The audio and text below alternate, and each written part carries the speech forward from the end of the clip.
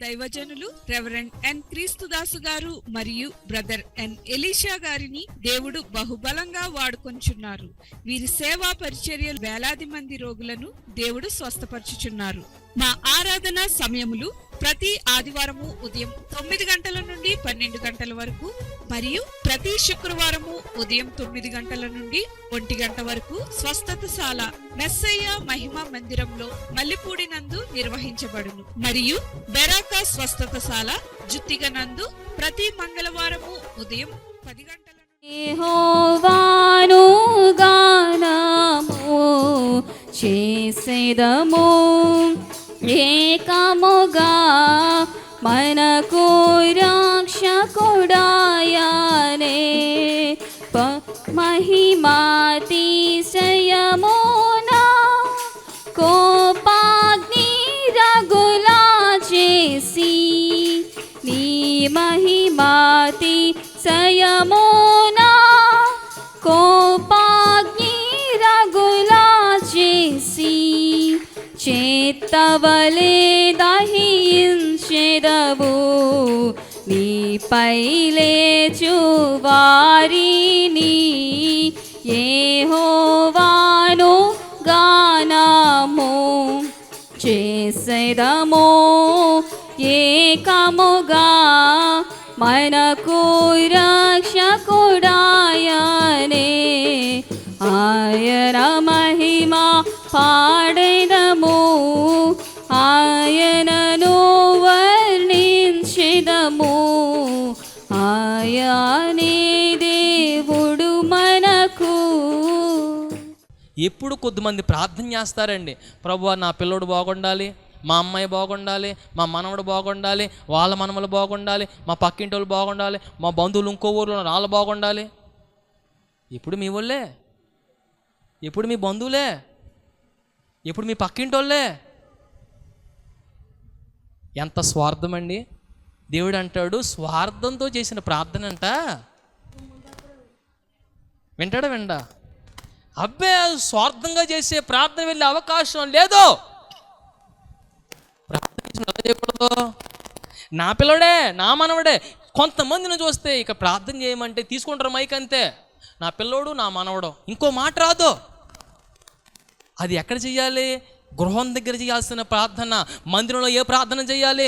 సేవకుని కోసము, పరిచర్య కోసము, ఈరోజు కార్యక్రమం కోసము సరిపోద్ది.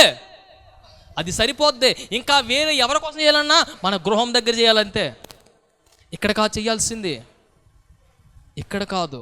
ఏవండి ఇప్పుడు కొద్దిమందికి మైక్ ఇచ్చామనుకో ప్రార్థన అదే నా మనవడు నా పిల్లడు కాదండి. అటువంటి ప్రార్థనను దేవుడు అంగీకరించే అవకాశం లేదు. మనం ప్రార్థన చేసినప్పుడు అంట మన ప్రార్థనలో నిజాయితీ ఉండాలి. మన ఆరాధనలో ఏముండాలి? నిండు మనసుతో ఆరాధించాలి. మన ప్రార్థనలో నిజాయితీతో మనం ప్రార్థన చేస్తే, ఆమె స్వార్థంగా ప్రార్థన చేస్తుంటే కొండెళ్ళేది కాదు, స్వార్థంతో ప్రార్థన చేస్తుంటే అక్కడ కట్టబడేది కాదు. ఆమె చేస్తున్న ప్రార్థనలో స్వార్థము లేదు. నిజముగా నిండు మనసుతో దేవా ఏదో ఒక కార్యాన్ని జరిగించని విశ్వాసంతో ప్రార్థన చేస్తుంది. ఏమీ లేదు, పరిస్థితి ఏమీ బాగోలేదు. కానీ ఒకటి మాత్రము నిజము, ఆ ఖాళీ ఇంట్లో ఖాళీ కొండలను పెట్టి ఈ కొండలను దేంతో నింపిందంట? నూనెతో నింపేసింది. ఎలా సాధ్యమైంది? ఈ ఖాళీ కొండలు నూనె మన విశ్వాసమునకు ప్రార్థనకు సూచన. మనం ఏ స్థితిలో ఉన్నా, ఏ పరిస్థితుల్లో ఉన్నా మనము ప్రార్థనను విశ్వాసమును విడిచిపెట్టడానికి వీల్లేదు. ఏవండి పదండి, మొదటి సమూయేలు గ్రంథము 16వ అధ్యాయము 13వ వచనాన్ని ఒకసారి చూద్దాం. సమూయేలు తైలము కొమ్మును తీసి వాని సహోదరుల ఎదుట వానికి అభిషేకము చేసెను. యెహోవా ఆత్మ దావీదు మీదకి బలముగా వచ్చిన. చాలండి. ఎప్పుడైతే సమూయేలు నూనెతో అభిషేకించాడో దావీదు మీదకి దేవుని ఆత్మ వచ్చింది. నూనె దేనికి సాదృశ్యం అంటే దేవుని ఆత్మకు సాదృశ్యం. దేవుని ఆత్మకు సాదృశ్యం. దావీదు చాలా బలహీనుడే, ఇంట్లో అందరిలో కల్లా చిన్నోడే, ఏమాత్రము విలువలేనోడే, కానీ ఎప్పుడైతే దేవుని అభిషేకము దావీదు మీదకు వచ్చిందో, ఈ రోజున దావీదు ఒక మాట చెప్తున్నాడండి, దేవుడు మిగిలిన వారందరికన్నా దావీదుని హెచ్చించాడు. దేవుని ఆత్మ ఎప్పుడైతే దావీదు మీదకి వచ్చిందో దావీదు బలవంతుడైపోయాడు. అంత గొప్ప గొల్యాతును జయించడానికి దావీదు బలము కానీ సామర్థ్యం కానీ శక్తి కానీ ఏమీ సరిపోవు. కానీ ఎప్పుడైతే దేవుని ఆత్మ చేత నింపబడ్డాడో, ఈ అభిషేకము జరిగిందో, దావీదు బలవంతుడిగా మార్చబడ్డాడు, శక్తివంతుడిగా మార్చబడ్డాడు. ఒక రాయి పెట్టి కొడితే అంత బలవంతుడైన గొల్యాతు కింద పడిపోవడం కారణము దేవుని ఆత్మాభిషేకము దావీదు మీదకు బలముగా దిగవచ్చింది. దేవుడు అంటాడు, ఎన్ని పరిస్థితుల మధ్యలో దేవుని ఆత్మ నింపుదల మనకు అవసరం. దేవుని ఆత్మ నింపుదల మనకు అవసరం. చాలా బలహీనుడు, పెద్దగా విలువలేనోడు, ఎంతోమంది హేళన చేసే వ్యక్తి, ఒక రోజున యుద్ధం జరుగుతూ ఉంటే ఈ గొల్యాతుకిని ఈ ఫిలిస్తీన్కి ఇశ్రాయేలుకి మధ్యలో ఈయన యుద్ధానికి వెళ్ళి అక్కడ పాపం యుద్ధం చూద్దాం అనుకుని వెళ్ళాడు ఆశతోటి యుద్ధానికి వెళ్తే యావండి ఈయన మనసులో ఏమీ లేదు, ఏదో యుద్ధం చేద్దామని వెళ్ళాడు అంతే. ఈ లోపల యుద్ధానికి వెళ్ళగానే వాళ్ళ అన్నీ ఒక ఆయన ఉన్నాడు, ఆయన అంటున్నాడు, రేయ్ నీ హృదయ గర్వం నాకు తెలుసురా, నీ పనులు నాకు తెలుసురా అని హేళన చేయడం మొదలెట్టాడు. ఏమంటే ఎందుకంటే దావీదంటే అంత చిన్న చూపు ఉంది. దేవుడు అంటాడు, మనం ఎక్కడ తగ్గించబడతామో దేవుడు మనల్ని అక్కడే హెచ్చిస్తాడు. హల్లెలూయా. ఈరోజు మనము తగ్గించబడిన చోటే దేవుడు మనల్ని హెచ్చించును గాక, మన తల దించబడిన చోటే దేవుడు మన తలను పైకెత్తును గాక. ఏమన్నా జరగాలంటే అంటున్నాడు, దావీదు తన జీవితంలో దేవుని ఆత్మతో నింపబడ్డాడు. దేవుడు తన ఆత్మను ఎవరి మీద నింపుతాడు అంటే అంటున్నాడండి, నేను దీనులైన వారి యొద్దను, విరిగి నలిగిన వారి యొద్దను, నా మాట విని ఎవరైతే వణుకుచు భయపడతారో నేను వారినే దృష్టిస్తాను అన్నాడు. మనం ఎవరికి భయపడాలంట? మనం వినయ మనస్సు కలిగిన వారమే ఉంటూ ఆయన్ని మాట వినగానే ఏం చేయాలంట? మనం వణుకుతూ ఆయనకు భయపడాలి. ఈ రోజున మన భయాలు ఏవైనా, భవిష్యత్తు గురించి భయమైనా, చుట్టుపక్కల ఉన్న పరిస్థితుల గురించి భయమైనా, నేను వెళ్తున్నాను ఏం జరుగుతుందో ఎలా ఉంటుందో, నా ప్రయత్నం నేను చేస్తున్నాను సఫలమవుతుందో కాదో, నాకున్న ఇబ్బందుల నుంచి ఎలా బయకెక్కామో, రేపొద్దున ఎలా ఉంటుందో అనేవి అన్ని భయాల మధ్యలోనంట మనకి దేవుని భయము కావాలి. మనం ఏం చేస్తున్నా, ఏం చూస్తున్నా మన దేవుడు మనల్ని గమనిస్తూ ఉన్నాడు. దేవుని వాక్యము సెలవిస్తూ ఉంది, నీవు ఇంటిలో నీ భర్త విషయంలో, నీ బిడ్డల విషయంలో, నీ భార్య విషయంలో, నీ కుటుంబం విషయంలో నీవు నమ్మకముగా ఉండు. అదే దేవునికి భయపడడం. నేను ఏం చేసినా తెలియకుండా దేవుడు చూస్తున్నాడు, దేవుడు గమనిస్తున్నాడు అనే భయము మన హృదయములో ఉండి మనము దేవునికి భయపడాలి. నిజమే, మనం ఉన్న ప్రాంతంలో, మనం చేస్తున్న పనిలో, మనం వెళ్తున్న చోట మన బంధువులు మనతో లేకపోవచ్చు, స్నేహితులు మనతో లేకపోవచ్చు, మన క్షేమాన్ని కోరుకునేవారు లేకపోవచ్చు, మనం హెచ్చరించేవారు లేకపోవచ్చు. ఒకవేళ మనం హెచ్చరిస్తే ఏమైపోతామని హెచ్చరించకుండా వాళ్ళు ఆగిపోతూ ఉండొచ్చు. కానీ అంటున్నాడు దేవుడు, మనల్ని దేవుడు హెచ్చరించడానికి కారణము మనం ఆయన మాట విని భయపడాలి, ఆయనకు వణకాలి. హల్లెలూయా. ఏమండి ఎవరికండి? కాబట్టి మీరున్న ప్రాంతాల్లో, ప్రదేశాల్లో మనుషులు ఎలా ఉన్నా, చుట్టుపక్కల వాళ్ళు ఎలాగనున్నా, ఏం జరుగుతున్నా ఎవరు చూడకపోవచ్చు, ఎవరు గమనించకపోవచ్చు, ఎవరు పట్టించుకోకపోవచ్చు. కానీ ఒకటి మాత్రం నిజమండి, మనము దేవుడు చూస్తున్నాడు అనే భయము కలిగి మనము నడుస్తూ ఉన్నప్పుడు, ఆయన మాట విని వణుకుతూ ఉన్నప్పుడు, దావీదు బలహీనుడే, దావీదు సామర్థ్యము లేనివాడే, దావీదు శక్తి లేనివాడే, దావీదు ఎందుకు పనికిరానివాడే. కానీ దేవుడు తన ఆత్మచేత ఎప్పుడైతే దావీదును నింపాడో ఆయన బలవంతుడైనటువంటి గొల్యాతును జయించాడు. ఆయన ఎన్నో గొడ్డు సమస్యలు జయించాడు. తనకున్న ప్రతి పరిస్థితులు లేవనెత్తబడ్డాడు. దరిదాపులలో 20 సార్లు పైనే సౌలు చంపడానికి ప్రయత్నం చేశాడు, ఆకీష్ చంపడానికి ప్రయత్నం చేశాడు. మిగిలిన ఎంతోమంది చంపడానికి ప్రయత్నం చేసిన, అబ్షాములో నుండి వాళ్ళు ప్రయత్నం చేసినప్పటికీ దేవుడు వారి చేతులలో పడకుండా తప్పించాడు. ఎందుకంటే దేవుని ఆత్మాభిషేకము దావీదు మీద ఉంది. ఆత్మాభిషేకము దావీదు మీదకి రావడానికి దావీదు దేవుని మాట విని భయపడేవాడు, దేవుని గురించి వణికేవాడు, దేవుని గురించి ఆలోచన కలిగి నడిచేవాడు. కాబట్టి ఈ రోజున మన జీవితాల్లో దేవుని భయము లేకపోతే, దేవుడు అంటే వణికేవారముగా లేకపోతే, దేవుని ఆత్మ మన మీదకి వచ్చే అవకాశం లేదు. అలాగున రానప్పుడు మనకున్న పరిస్థితుల్లో మనం విజయాన్ని పొందే అవకాశం లేదు. కానీ మనం విజయాన్ని పొందాలంటే దేవుని ఆత్మ నింపుదల మనకు కావాలి. హల్లెలూయా. అది ఎలా సాధ్యమంట? ఆయన మాట విని ఆయనకు భయపడాలి, ఆయనకు వణకాలి, ఆయనకు వణకాలి. యావండి, శిష్యులైన వారు యేసు ప్రభుని వెంబడిస్తూ ఉన్నప్పుడు వాళ్ళు చిన్న తుఫానుకి భయపడిపోయారు. పెద్ద తుఫాన్ అండి అది. ఈ తుఫాను కంట గాలి ఊగుతుంటే, చెట్లు ఊగుతుంటే భయపడిపోతున్నారు వీళ్ళు. అటువంటి వాళ్ళు చచ్చిపోయిన లేపగలుగుతారా? అవ్వదు అండి. అవుతుందండి. దేనికి భయపడేవాళ్ళు వీళ్ళు? గాలికి భయపడేవాళ్ళు వీళ్ళు. వీళ్ళు లేపగలుగుతారా? గాలికే భయపడుతున్నారంటే ఇప్పుడు చచ్చిపోయిన దగ్గరికి వెళ్తే మనసు ఎలా ఉంటుంది? కొద్దిమందిని చూడండి, అసలు ఎవరైనా చచ్చిపోయారని తెలిసిందనుకో వీళ్ళ దగ్గరకు కూడా వెళ్ళరు. గొడవ చేస్తాడా? ఏమండి, ఈయన చేస్తాడా? మరి ఎందుకండి చాలామంది వెళ్ళరు అంటే, మనం ఒకటి దేవుని మనం ఎవరికి భయపడాలంట? దేవుని మాట విని వణుకుతూ ఆయనకు భయపడాలి. ఓకేనండి. అయితే ఇప్పుడు మనం చేస్తున్న పని ఏంటంటే, దేవునికి భయపడేవాళ్ళ దేవుని వాక్యం అంటుంది, నువ్వు శుభకార్యం జరుగుతున్న ఇంటికి వెళ్ళినా వెళ్ళకపోయినా ప్రలాపించేవాని ఇంటికి మాత్రం నువ్వు ఖచ్చితంగా ఏం చేయాలి? అడుగు పెట్టాలి.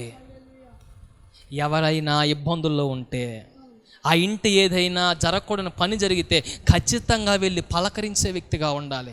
అక్కడ ఏదో జరిగిపోద్దని ఇంకా లోకంలో ఉండిపోయావంటే నీలో దేవుని వాక్యం పనిచేస్తూ ఉందా? లోకంలో మాటలు పనిచేస్తూ ఉన్నాయా? ఈ రోజున చాలామంది దేవుని అనుసరిస్తున్నాము అనే భ్రమలో బ్రతుకుతున్నారు, కానీ నిజంగా క్రీస్తుని అనుసరించట్లేదు, క్రీస్తుని వెంబడించట్లేదు. లోకములో ఉన్నవన్నీ తన మనసులో పెట్టుకుని, లోకములో ఉన్నవన్నీ తమ ఆలోచనలో పెట్టుకుని లోకానుసారంగా నడుస్తున్నారే కానీ శక్తి కలిగినటువంటి దేవుణ్ణి వాళ్ళు వెంబడించేవారిగా లేరు, అనుసరించేవారిగా లేరు. కాబట్టి రోజు అంటున్నాడు దేవుడు, అటువంటిది ఆత్మ సంబంధమైనది కాదు. మనము దేవుని మాట విని వణికే వారమైతే, భయపడే వారమైతే, దావీదు అంటున్నాడు పదండి, కీర్తనల గ్రంథము 23వ కీర్తన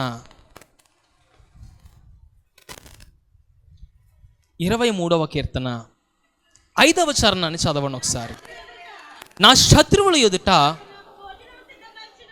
నీవు నాకు భోజనము సిద్ధపరచుదు, నూనెతో నా తల అంటి ఉన్నావు, నా గిన్నె నిండా పొర్లుచున్నది. హల్లెలూయా.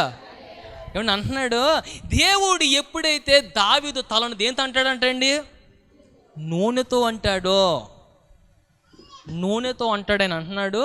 ఎప్పుడైతే దేవుడు నా తలను నూనెతో అంటాడో, ఆయన నాకు ఎవరు ఎదుట భోజనం సిద్ధపరిచాడు? శత్రువులు ఎదుట. శత్రువులు ముందు ఉంటే ప్రశాంతంగా తినగలరా అండి? కానీ దావీదు చాలా ప్రశాంతంగా ఉన్నాడు. చంపడానికి వస్తున్నాడు ఎవరు? సౌలు గారు అని తెలిసిన ఆకీషు ఈ దావీదుని చంపడానికి చాలాసార్లు ప్రయత్నం చేసిన అటువంటి వాడు వెళ్ళి శత్రువుల ఇంట్లో, శత్రువుల దగ్గర క్షేమంగా ప్రశాంతంగా భోజనం చేసి చాలా నెలలున్నాడు అక్కడ.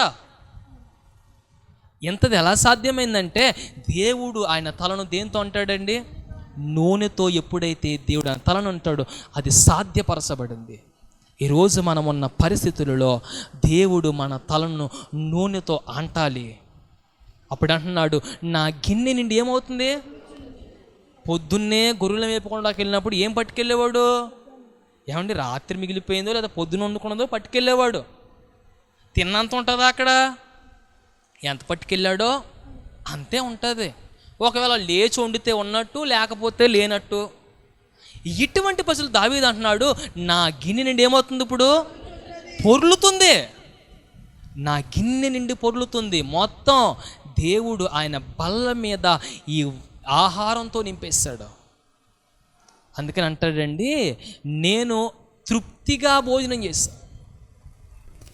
మనం ఏం చేయాలంట? తృప్తిగా భోజనం చేసినా ఇంకా ఏమవ్వాలి?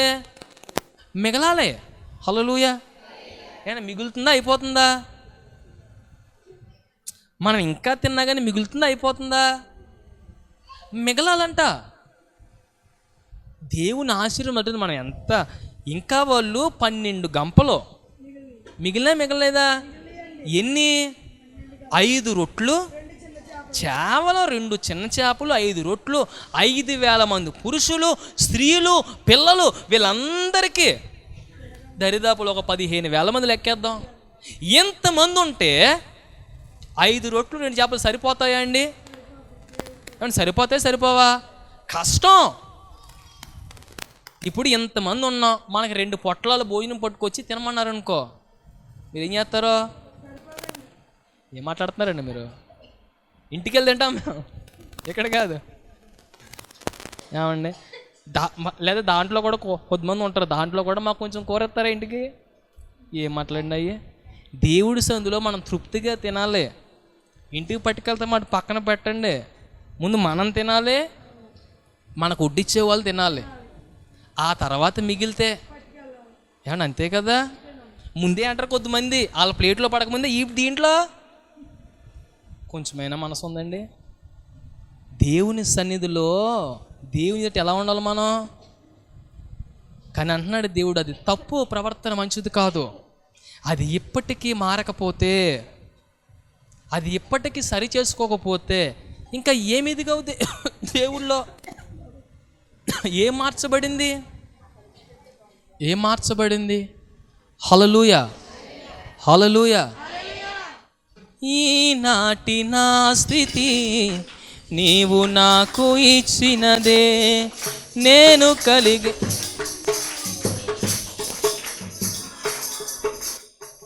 ఈనాటి నా స్థితి నీవు నాకు ఇచ్చినదే, నేను కలిగి ఉన్నవన్నీ నీదు కృపాభాగ్యమే. నీవు నా సొత్తన్నావు, కృపాక్షేమమిచ్చావు. నీవు నా సొత్తన్నావు, కృపాక్షేమమిచ్చావు. నీవే లేకపోతే నేనసలే లేనయా, నీవే లేకపోతే నేనసలే లేనయా. నీవు లేని రోజు అసలు రోజే కాదయా, నీవు లేని బ్రతుకు అసలు బ్రతుకే కాదయా. నీవే లేకపోతే, నీవే లేకపోతే నేనసలే లేనయా. బాధ కలుగు వేళలో నెమ్మది నాకిచ్చావు, నా కన్నీరు తుడచి నా చేయి పట్టావు.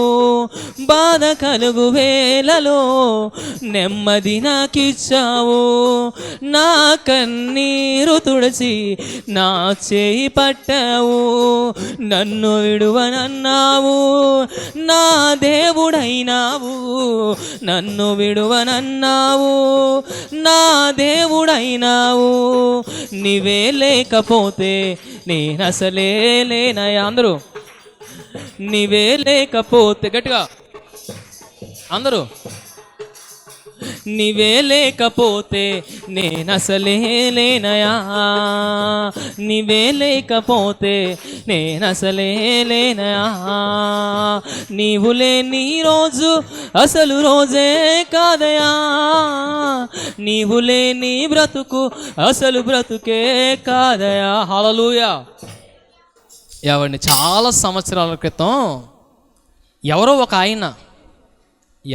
ఆయన ఒక చిన్న సెల్ ఫోన్, నోకియా ఫోన్ అనుకుంటా, మా ఫోన్ లేకపోతే ఎవరో ఒక ఆయన చిన్న సెల్ ఫోన్ ఇచ్చాడు. ఆ సెల్ ఫోన్ తోటే చాలా రోజులు గడిపేశాం.